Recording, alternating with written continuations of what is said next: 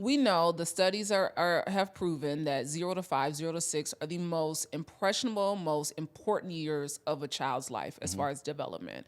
And so when you say that they're learning things that they shouldn't be learning, or they're being exposed to things that they shouldn't be exposed to, what are some of those things that you're seeing? So one thing that is really, really on the rise now is children they're acting out. So they'll throw things. They just have temper tantrums. They do all of these things. And I want you to watch in a normal day, watch at the airport, watch in the store, what happens when the children does that on a normal day. Parents literally stand like, oh my God, come on, like this will do it. I was in Miami and Not my sister, Carly. I was in Miami and I'm walking by the road and the child is literally just throwing a fit. And the mom is just like, oh, no, come on, I'm not going to say it again. Is that because they're attached to technology? You know, like the iPads and the tablets and all the things? It's because we don't want to hurt their feelings.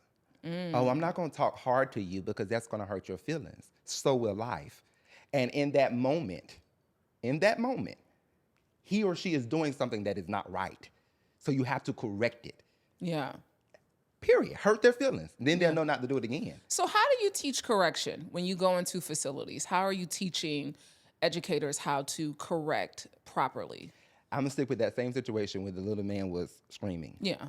I would have never exhausted all of the energy trying to get him to stop. You want to act crazy? Have it. You would just walk away. I'm going to walk away. That's what my mom used to do to us. Mm-hmm. My mom, listen, she was the original child care whisperer. Okay? Listen, Marsha. But and literally when this post, people are going to put in the comments, that's not right. They're wrong. Because literally right now, I have a person on my team and she's becoming a certified ABA therapist. These are people that have a diagnosis that they're either on the spectrum or something. So neurodivergent. Yes. Okay. Mm-hmm. She is literally trained to let them have that moment, close the door. Once they settle down, go in and stand on your demand again. That's what she is trained to do. However, parents with no training will say, no, oh my God, you need to sit there and just figure it out. He's not right. He's emotional. Okay? You start crying right now, we're going to look at you like you're crazy until you tell us, what's wrong with you? Stand on your demand. Mm-hmm. That's one of the first things you teach. Stand on your demand. Stand on your demand. Don't give into the temper tantrum. It's a fire. They're going to keep giving it to you. It's going to get worse. And if a parent really evaluates it, or a teacher, that's what happens. When you're there trying to do it, they start kicking. They start screaming. They start doing all these things. And you get even more upset because they're not listening to you in that moment. Let them have it. And then when you decide that you calm and you want my attention now we're going to talk about what you just did. We're not going to move forward. Now, when I watched a lot of your videos, very diverse environments that you walk into. Mm-hmm. A lot of predominantly white environments that you walk into. Mm-hmm. And you stated that, when you first started, that you really felt the effects of being a male in the space of education. Mm-hmm. And so how is it you are a proud LGBTQ plus IA, all the elemental P. Mm-hmm. That's a lot of letters. A lot of letters, right? You're very proud. You don't shy away from that conversation. So how are people being very receptive to you? Because they seem like they are waiting for you with open arms to come through the door. The mic is on. Okay. It's on. Oh, Lord. They are waiting for me. Yeah, they love me. And I love that. I love people that accept and love me for me. Yeah. That's what I would say. Yeah. I love that.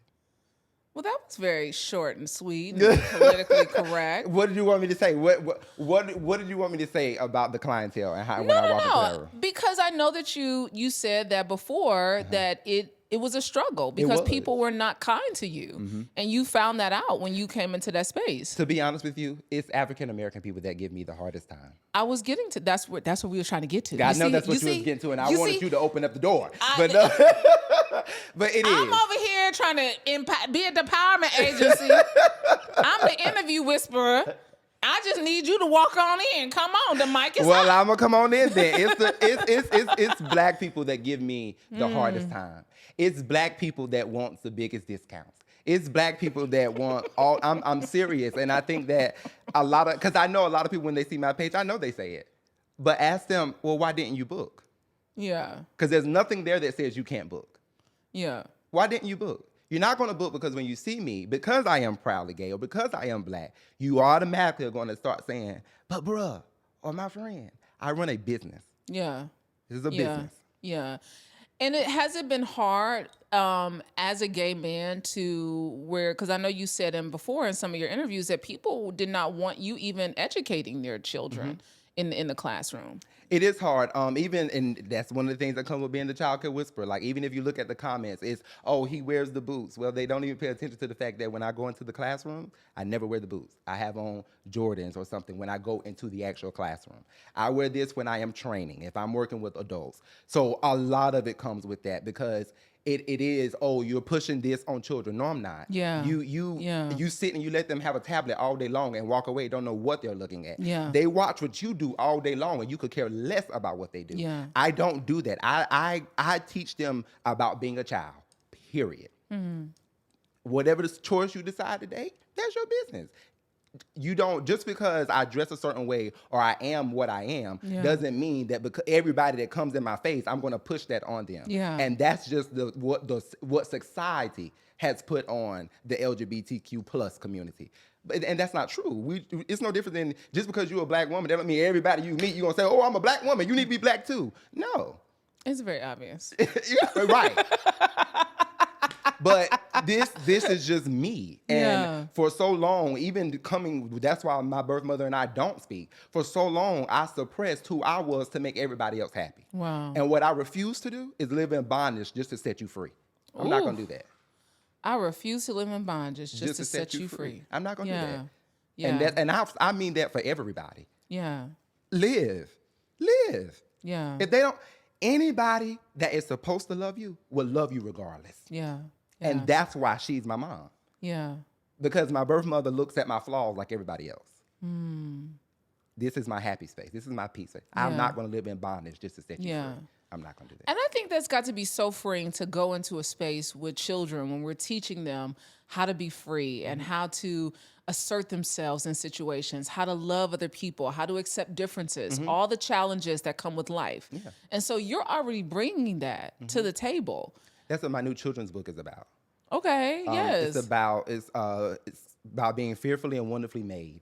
And each child that comes into the classroom, they have something that the teacher has to teach the children about. And that's my whole thing even with my mission as a child care whisperer. You have to teach children how to survive in the world. They're not just going to see black people all the time. They're not just going to see white people all the time. They're not just going to see Asian. They need to be able to survive, respect, and show up in the world as good citizens. No matter who you are, I'm going to respect you just because you're a human. Yeah. Period. I don't even see your color. I don't see your hair. I see that you are human. Yeah. And that's how it is. See that you are human. When you go into classrooms now in a climate that we live in the United States, how are you helping teachers accept the differences? I get we want to teach children to be better citizens, but then how are you equipping educators to be better humans? Hey, Vaugh family, thanks for watching. If you enjoyed this clip, make sure to check out our full interview on our channel at Vaugh Empowers Talks. We don't just scratch the surface. We dive deep into the lives of some of the world's most influential leaders and change makers. Don't forget to like, to comment, and be sure to subscribe for more inspiring conversations. See you next time.